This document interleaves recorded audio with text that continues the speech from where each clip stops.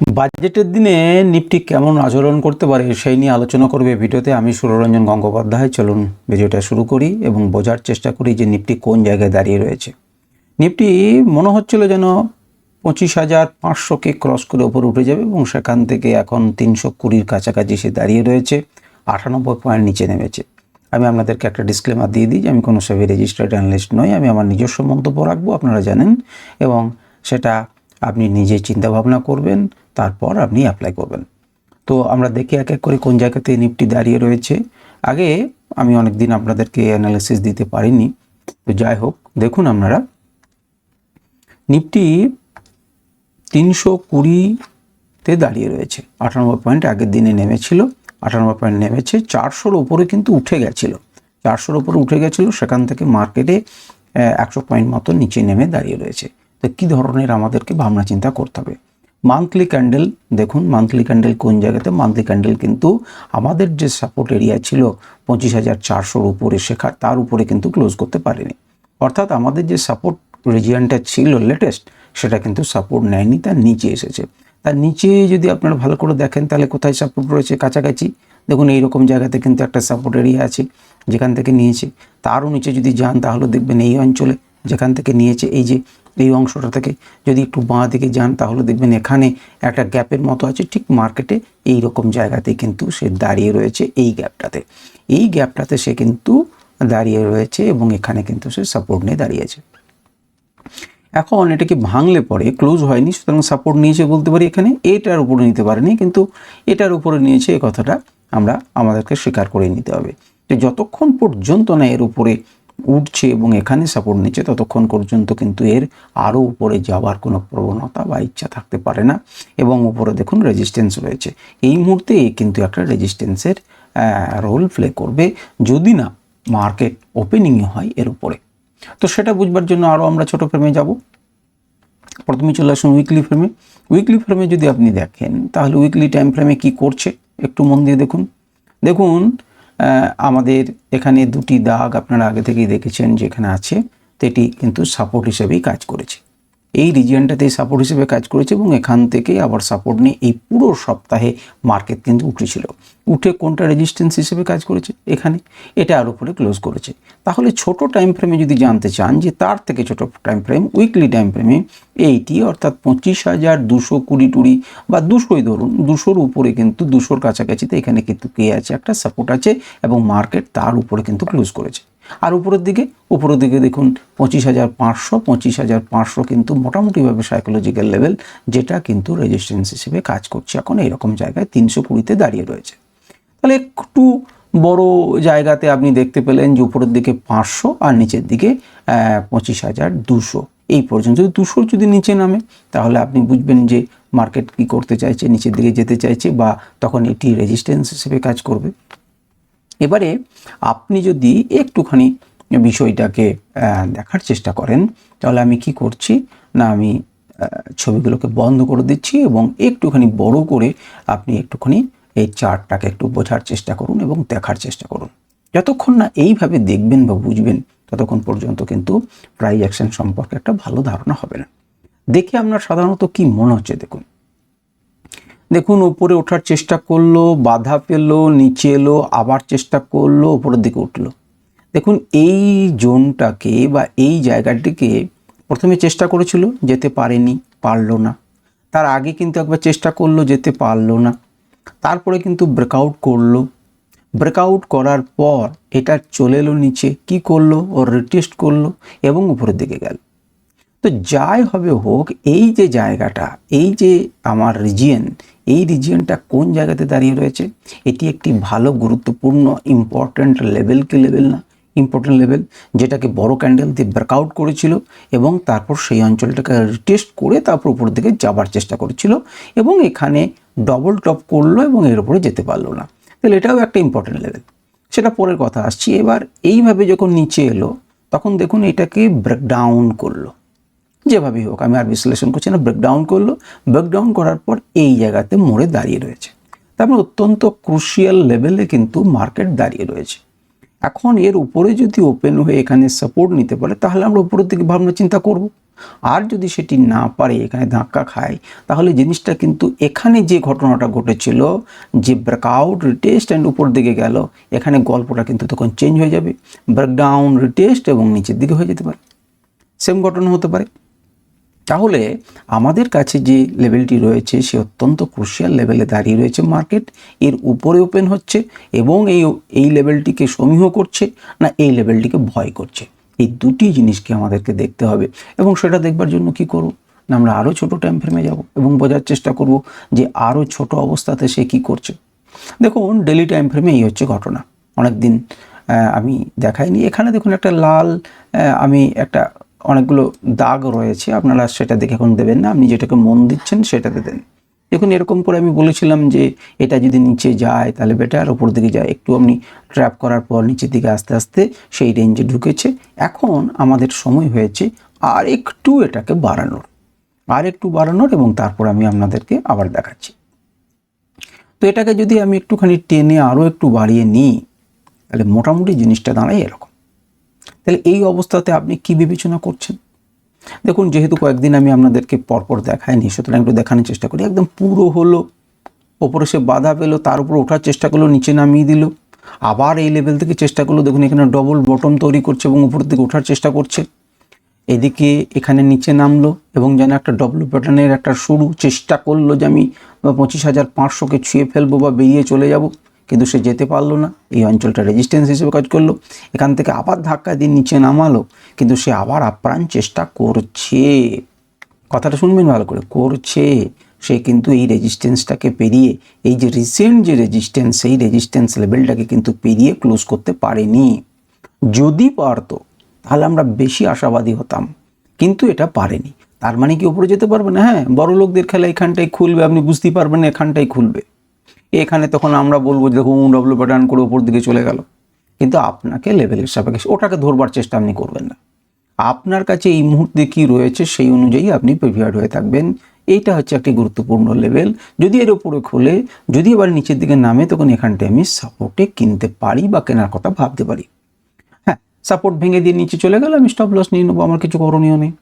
Support নিয়ে উপরের দিকে গেল, যেটা গ্রামাটিক্যাল নিয়ম, সেই নিয়ম অনুযায়ী আমরা চলবো, এবং সেটা ছোটো টাইম ফ্রেমে কী করছে আলাদা অনেক কিছু বিষয়ের উপর নির্ভর করবে। কিন্তু একে দেখুন এতটা একটা বুলিশ মুভমেন্ট পরেও এই ক্যান্ডেলটাকে যদি শুধু দেখেন তাহলে নিচের দিক থেকে হিউজ তুলে একদম দেখুন এখানে ক্লোজ করেছে। অনেকেই কিন্তু এখানে পজিশন তৈরি করেছিল যে পরের দিন আমরা আরও উপরের দিকে যাব, তাদেরকে চমকিত করে এখান থেকে মার্কেটকে কোথায় নামিয়ে আনলো এখানে, এবং নিচের দিকে আরও নামার চেষ্টা, এরকম ভয় পেল, যা কিছুটা পর্যন্ত রিকভারি হলো, কিন্তু আমাদের কিন্তু সফল কাজ করে উঠতে পারেনি। এই ক্যান্ডেলটাকে নিচে নামানোর পর, এখানে নিচে নামানোর পর যারাই মার্কেটকে তুলেছিলেন ওপরে, তাদেরকে কিন্তু আবার একটা সতর্কবাণী দিয়েছেন ইনি, এই ক্যান্ডেলটি, যে আমি নিচে দিকে চললাম। বেশ, তাকে অগ্রাহ্য করে আবার ওঠানোর চেষ্টা চলছে এবং তারপর আবার নিচে নামানো হয়েছে। কে নিচে নামালো? এরাই কিন্তু নিচে নামিয়েছে। এখন এদের যে এরিয়া, সেই এরিয়ার উপরে কিন্তু ক্লোজ করতে পারেনি, সেখানে রেজিস্ট্যান্স ফেস করেছে। বক্তব্য কেবলমাত্র সিম্পল এইটুকু, এর উপরে ক্লোজ করলে পরে আমরা বেশি আশাবাদী হতাম, কিন্তু এর উপরে যেহেতু ক্লোজ করেনি আমরা আশাবাদী নেই। তার মানে কি আমরা আশাবাদী নয়? হ্যাঁ, বলে কোথায় খুলছে সেটা দেখুন। সুতরাং এই রিজিয়নটা মারপিটের রিজিয়ন। এইখানটাতে কিন্তু মার্কেট কি হতে পারে, মার্কেট কিন্তু ফেসে থাকতে পারে। এবারে চলুন আমরা একটা জিনিস যেটা দেখার চেষ্টা করছি, আরও একটু আমরা এই ছবিটাকে বন্ধ করি এবং একটুখানি বোঝার চেষ্টা করি যে কীরকম জায়গা। দেখুন আপনি যদি এটাকে ভালো করে দেখেন তাহলে এই জায়গাটাতে একটা রিজিয়ন আপনি খুঁজে পাচ্ছেন কি পাচ্ছেন না মোটামুটিভাবে। আরও একটু যদি এক্সটেন্ড করেন তাহলে এইরকম একটা রিজিয়ন খুঁজে পাচ্ছেন যেখানে মার্কেট কিন্তু শ্বাস প্রশ্বাস নিচ্ছে। এখন যদি আপনি লঙ্গার টাইম ফ্রেমে ভাবেন তাহলে এর উপরে, আর নচেত এর নিচে, কারণ এইরকম করে এখানেও একটা পজিশন তৈরি করেছিল যেটাকে ব্রেক করে নিচে নেমে এসেছে, ঠিক কিনা? এখানেও কিন্তু একটা রিজিয়ন তৈরি করছে, এখন ব্রেক করে উপরের দিকে যাবে না সে নিচের দিকে যাবে আমরা জানি না, কিন্তু নিচের দিকে যাবার পথে সে কিন্তু প্রত্যেক জায়গাতে একটা করে ব্লক তৈরি করছে এবং চেষ্টা করছে দাঁড়ানোর। এখন দাঁড়াতে পারবে কি পারবে না সেটা সময় বলবে, কিন্তু বেশ কিছুটা এখানে যেমন করে একটা ব্লক তৈরি করেছিল তার থেকে কিন্তু এখানে একটু জমিয়ে করেছে। তো দেখা যাক যে এখান থেকে আস্তে আস্তে ধীরে ধীরে লোগুলোকে দেখছেন, তো আপনি কি করবেন? আপনি একদম স্ট্রিক্ট এইভাবে একটা ট্রেন লাইনকে এঁকে রেখে দেন এবং এইভাবে এঁকে রেখে দেন, যে তুমি যদি যাও তো তোমার সঙ্গে, তুমি যদি যাও তো তোমার সঙ্গে, দ্যাটস ইট। এইটাই হচ্ছে ডেইলি টাইম ফ্রেমের ঘটনা। এবারে চলে আসুন আমরা একটু 1 ঘন্টা টাইম ফ্রেমে দেখি। 1 ঘন্টা টাইম ফ্রেমে প্রথমে একটু বড় করে দেখি বা আগের দিন কি হয়েছে দেখি। দেখুন এখানে আমাদেরকে আমি একবারে বেশি সময় না নিয়ে একটা নির্যাস প্রথমে বলার চেষ্টা করি। এই রকমভাবে আপনি একটা ট্রেন্ড লাইনকে এঁকে রাখুন। উপরের দিকে কিন্তু বাধা দেবে এইখানটায়, সুতরাং আপনি দেখেই বুঝতে পারছেন আমি অ্যাকুরেট আঁকছি না, কিন্তু আপনারা রাখবেন। এখানে দেখবেন একটা রেজিস্ট্যান্স ফেস করছে, সেই রেজিস্ট্যান্সটা কত? 420 থেকে 500-র মধ্যে। 420 থেকে 500-র মধ্যে এখানে কিন্তু একটা বড় রেজিস্ট্যান্স আছে। এবং আপনি যদি আরও মাইনুটলি লক্ষ্য করেন যে লেভেলগুলোকে, আগের দিনগুলোতে আমি যেহেতু দিইনি, দেখুন এখানে সাপোর্ট নিচ্ছে, এখানে রেজিস্ট্যান্স ফেস করেছে, এই লেভেলগুলো কাজ করেছে, এখানেও ধাক্কা খেয়েছে।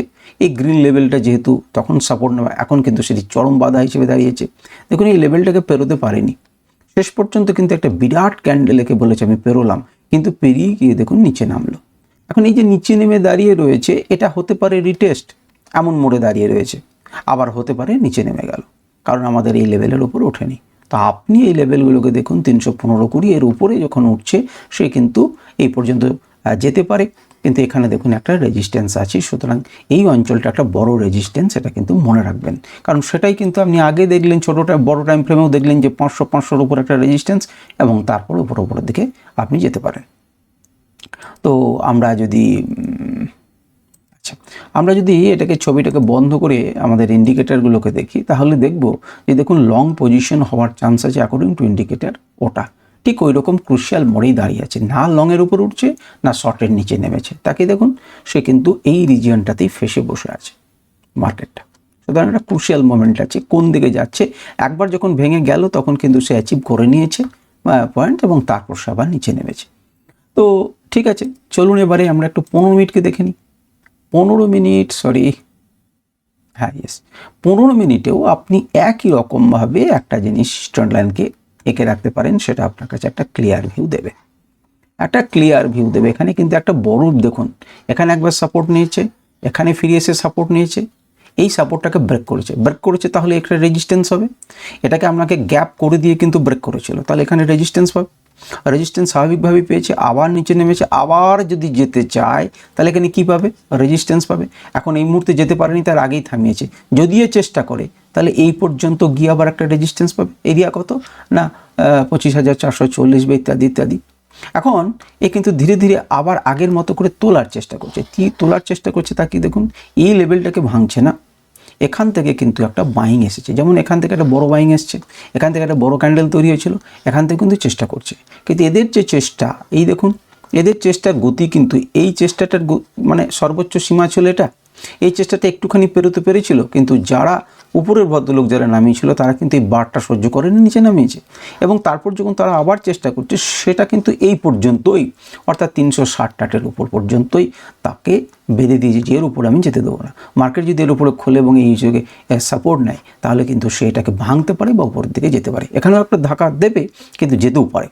আবার যদি নিচের দিকে নেমে যায় তাহলে কোনো ব্যাপারে নেই। কিন্তু এই ট্রেন্ড লাইনটি একটি গুরুত্বপূর্ণ ভূমিকা পালন করতে চলেছে এই দিনে। এখন দেখা যাক যে মার্কেট কি করে। আমরা যদি আত্মা ইন্ডিকেটরটাকে ব্যবহার করি, তাহলে দেখতে পাবেন যে সে কিন্তু এইখানটাতে একটা ট্রেন্ড লাইনকে অনায়াসে এঁকে দিয়েছে, এবং এখানে কিন্তু সমীহ দেখাচ্ছে। এখন দেখার কথা, এর উপর উঠে যদি যায় তাহলে এখানে ধাক্কা খাবে। এবার যদি হায়ার লো তৈরি করতে করতে ধীরে ধীরে এগিয়ে যায়, তো এগিয়ে যেতে পারে, কোনো অসুবিধা নেই। ঠিক আছে, তো এই হচ্ছে আমাদের 15 মিনিট টাইম ফ্রেমে। এবারে চলুন 5 মিনিট টাইম ফ্রেমে একটু বোঝার চেষ্টা করি। এটা ডিস্টার্ব করছে। 5 মিনিটে দেখুন গ্যাপ হয়েছিল, উপর উঠেছিল, এখানে দেখুন ডব্লিউ প্যাটার্ন তৈরি করেছিল, যাক সেগুলোর আমি আর অ্যানালিসিস করছি না। এখন এই জায়গাটাতে দেখুন এই ক্রুশিয়াল লেভেল, আরও ছোটো টাইম ফ্রেমে এইটা হচ্ছে ক্রুশিয়াল লেভেল, দেখতে পাচ্ছেন, যেখানে আপনার গোঁতা খেতে পারে। সুতরাং মার্কেট যদি এখানে খোলে, এবং এখানেও কিন্তু সারাদিন করতে পারে, বাজেটের দিনে সে কিন্তু ডিকে করতে পারে, অনেক কিছু করতে পারে। তো যাই হোক, আপনারা দেখতে পাচ্ছেন আপনারা কি করবেন ছোটো টাইম ফ্রেমে জাস্ট এইভাবে একটা ট্রেন্ড লাইনকে ব্যাস একদম ওকে বন্ধ করে দিন, যে তুমি গেলে কোথায় যাবে। যদি উপরের দিকে যায়, এগুলো কিন্তু আস্তে আস্তে ধাক্কা খাবে, অর্থাৎ 380-টাশিতে, তারপর মনে করুন 450 এরিয়া, 475 এরিয়া, এইগুলোতে ধরুন কাছাকাছি আছে মানে এখানে কিন্তু রেজিস্ট্যান্স আছে। এই অঞ্চলটা যদি এখানে খোলে হয়তো একদম পেতে পারেন দুটো, তুলে নিয়ে গেল, আবার হয়তো ধাক্কা খেয়ে নিচে নামাতে পারে, যা কিছু হতে পারে। আপনার ট্রেন্ড লাইন অনুযায়ী চলুন এবং বুঝতেই পারছেন লেভেলগুলো কি করে কি করতে হয়। দেখুন এই যে আরও একটু আমি বড় করে দিই এবং আপনাদেরকে যদি আমি ছবিটাকে বন্ধ করে দেখানোর চেষ্টা করি যে 5 মিনিট টাইম ফ্রেমে দেখুন, যদি এইভাবে দেখেন তাহলে কি দেখছেন, দেখুন সময় কাটিয়েছে, দেখুন সময় কাটিয়েছে, দেখুন সময় কাটিয়েছে। এই লেভেলগুলোকে বড় করে একটু বোঝার চেষ্টা করুন। দেখুন এখানে সময় কাটিয়েছে, তাহলে সময় কাটানোর রেঞ্জ থেকে যদি বেরোয় তবেই কিন্তু আমরা কোনো মুভমেন্ট পেতে পারি। যখন এই সময় কাটানোর নিচে এসছে একটা মুভমেন্ট পেয়েছেন, এখানে সময় কাটানোর জায়গা ছিল, যখন সেই রেঞ্জটাকে বেরিয়েছে একটা মুভমেন্ট পেয়েছেন, এখানে সময় কাটাচ্ছে এই রেঞ্জটাকে যখন বেরোনোর চেষ্টা করলে একটা মুভমেন্ট পেল, আবার সময় কাটানোর রেঞ্জ থেকে কিন্তু সে বেরোতে পারছে না।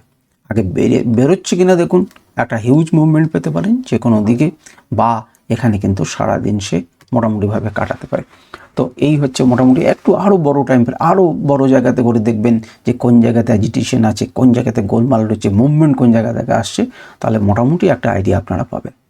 আর যদি আমরা ওপেন ইন্টারেস্টের বিষয়গুলোকে দেখি তাহলে পরে আমরা যদি 3 ফেব্রুয়ারির ঘটনাটা দেখি তাহলে দেখুন 25,500টাকে নিয়ে প্রথম বিচার করতে হয়। 25,500 থেকে কিন্তু সাপোর্ট পালাচ্ছে, আগের দিনে পালিয়েছে এবং 25,500কে পেরোতে দেবে না বলে দেখুন 20,462 লট কিন্তু এখানে অ্যাড হয়েছে কল, অর্থাৎ রেজিস্ট্যান্স হিউজ আছে, প্রায় আপনার 4 গুণ তো অনায়াসে বলতে পারেন।